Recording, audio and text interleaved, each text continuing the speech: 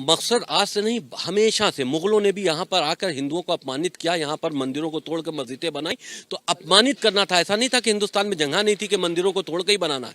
क्या ये सच है कि 3000 से 6000 तक हिंदू मंदिरों को गिरा के मस्जिद में बदला गया?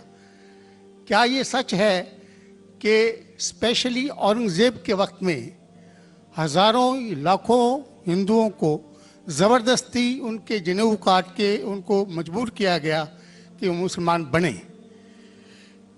नंबर 2, जो कि आज के समय के अनुसार एक सवाल मैं पूछ रहा हूँ, हिंदुओं पर हिंदू मैरिज एक्ट लागू है, जिसकी परिभाषा में सिवाय क्रिश्चियंस और मुस्लिम्स को छोड़ के बुद्ध और जैन को, सिखों को, सबको शामिल किया गया है।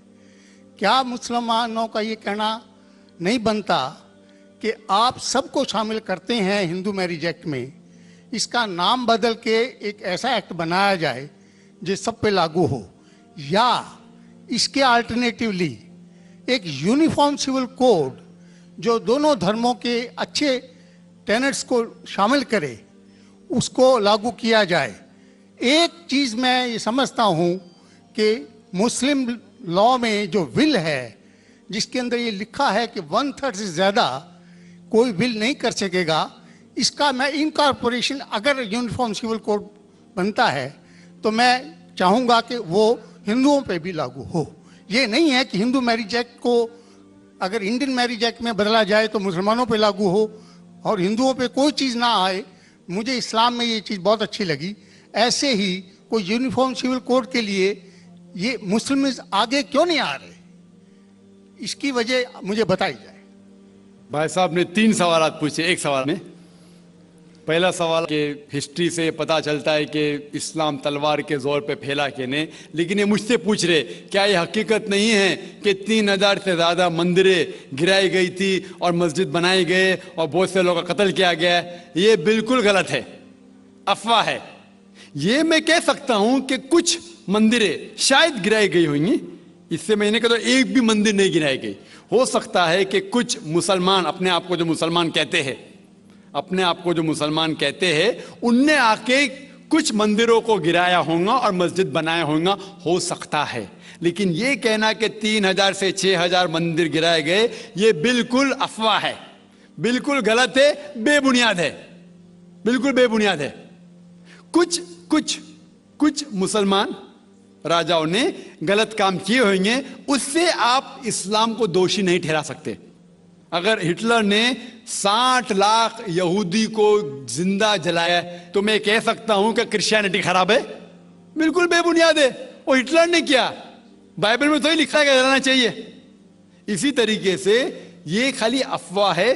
कुछ मंदिरों को शायद गिराया गया होगा, मैं ये नहीं कहता कि नहीं गिराया गया, लेकिन उसको छोटी चीज को लेके उछाला जाता है मीडिया में और किताबें लिखी जाती है। आप देखो टीपू सुल्तान के खिलाफ आ गए।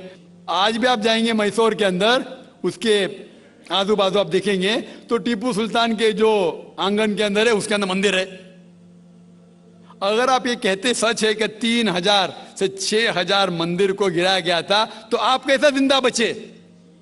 आप कह रहे थे कि हजारों लोगों को कत्ल किया गया, आप कैसे जिंदा बचे? आप जिंदा बचे ये शहादत दे रहा है कि मुसलमान तलवार के जोर पे नहीं फैला। अगर ये सच होता था, आपने कहा हजारों लोग का कत्ल किया, कुछ लोग का शायद कत्ल किया। देखो हर मजहब में there are black sheeps in every community. कुछ लोग हर मजहब में खराब निकलते हैं, वो मजहब की गलती नहीं, वो मजहब के मानने वाले की। क्रिश्चियन में आपको कुछ खराब लोग मिलेंगे, मुसलमान में मिलेंगे, हिंदू में मिलेंगे। अभी आप देखेंगे हिंदुस्तान के मुसलमान कुछ लोग ड्रग में डील करते, ड्रग में धंधा करते। ड्रग तो हराम है इस्लाम में, करते तो उनको दोष देना चाहिए, इस्लाम को नहीं। इसी तरीके से आप जो कह रहे हजारों लोगों का कत्ल किया, ये बिल्कुल बेबुनियाद चीज है। कुछ लोग का शायद किया होगा, और ये ही सबूत है। मैंने तकरीर में कहा कि 80% से ज्यादा गैर मुस्लिम हिंदुस्तान में हैं। ये शहादत दे रहे हैं कि इस्लाम तलवार के जोर पे नहीं फैला। आप लोग को क्यों छोड़ा उन लोग ने? आप उनके रिश्तेदार तो नहीं थे ना, आपको क्यों छोड़ा? 800 मिलियन 80 करोड़ गैर मुस्लिम को छोड़ा क्यों? उनने क्यों छोड़ा? अगर दमी था हुकूमत की 1000 साल, सब लोग को मुस्लिम बनाते थे। इससे यह जाहिर होता है कि इस्लाम तलवार के बलबूते पे नहीं फैला। कई लोग, कई गैर मुस्लिम इस्लाम से मुतासिर होके उन्होंने इस्लाम कबूल किया। तो ये कहना बिल्कुल गलत है। आपका दूसरा सवाल कि हमें क्या करना चाहिए, ये अलहदा लॉ नहीं होना चाहिए, सब एक ही कॉमन सिविल कोड होना चाहिए और सब मजहब की अच्छी चीजें लेके कॉमन सिविल कोड करना चाहिए। मैं आपके बिल्कुल साथ हूं, बाकी मुसलमान शायद आपके खिलाफ होंगे, मैं आपके साथ हूं। क्यों मैं साथ हूं आपके? पहला चीज, हम मुसलमान अगर दिगर मजहब के बारे में जानेंगे, कभी कॉमन सिविल कोड की बात आती, सबसे ज्यादा नारा मुसलमान गलत है। यह मुमकिन ही नहीं है, क्योंकि हिंदुस्तान में हिंदू मजहब के कितने फिरके हैं, यह मुमकिन ही नहीं है। मुसलमान तो सिर्फ 20% या 80% या 75% जो हिंदू लोग हैं, उसमें ही मुमकिन नहीं है ये कॉमन सिविल कोड। हिंदू लोग ही इसको फॉलो नहीं कर सकते। हिंदू मजहब में कितने मुख्तलिफ ग्रोह है, एक कहता है कि बेटी को जाना चाहिए, एक कहता है बेटे को जाना जायदाद, एक कहता है कि जितनी खेती है वो नहीं जा सकती बेटी को, दूसरा ग्रोह कहता है, कितने मुख्तलिफ ग्रोह है, हजारों। यह मुमकिन ही नहीं है पास होना, मुमकिन ही नहीं। मैं कहता हूं यह अफसोस की बात है कि हम मुसलमान जानते ही नहीं, हमको आवाज करने की जरूरत ही नहीं है।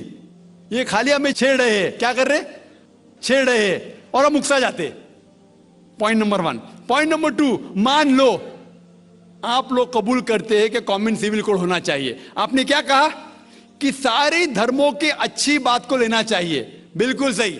मेरा पहला सवाल, आप इस्लाम में एक चीज बताओ जो इंसानियत के खिलाफ है, तो हम निकाल देंगे उसको।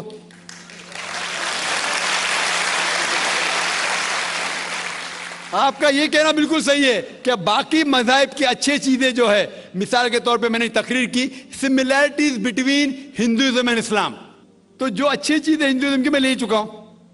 Similarities between Christianity and Islam, जो अच्छी चीजें इस आयत में ले चुका हूं। मैं ये पूछना चाहता आपसे, एक चीज जो इस्लाम में खराबी है वो तो बताओ मुझे, तो उसको निकालेंगे ना। लेकिन मंच के ऊपर जब डिबेट होएगा, इंशाल्लाह मैं आऊंगा इंशाल्लाह। हाँ, मंच पे जब डिबेट होएगा कि हम क्या करेंगे, हर मज़हब की अच्छी चीज होंगी, तो मैं ये चाहता हूं कि इस्लाम की तरफ से उस मंच पे, उस स्टेज पे इंशाल्लाह मैं आऊंगा। ये चैलेंज है। कोई भी शख्स हिंदुस्तान में हो, मिनिस्टर हों दो, कोई भी स्वामी हों दो, कोई भी शंकराचार्य हों दो, इंशाल्लाह मैं तालिब इल्म हूं इस्लाम और दीगर मज़हब का। मैं तस्लीम करता हूं कि डिबेट होना चाहिए, हक बात जो निकली, लेकिन उसके ऊपर अमल भी होना चाहिए। हक बात जो सबसे बेहतरीन है इंसानियत के लिए, उसके ऊपर अमल होना चाहिए। इसलिए जो आखिरी किताब जो अल्लाह सुब्हानहू व तआला नाजिल की कुरान शरीफ, वो इंसानियत के लिए सबसे बेहतरीन किताब है, उसके ऊपर अमल होना ही चाहिए।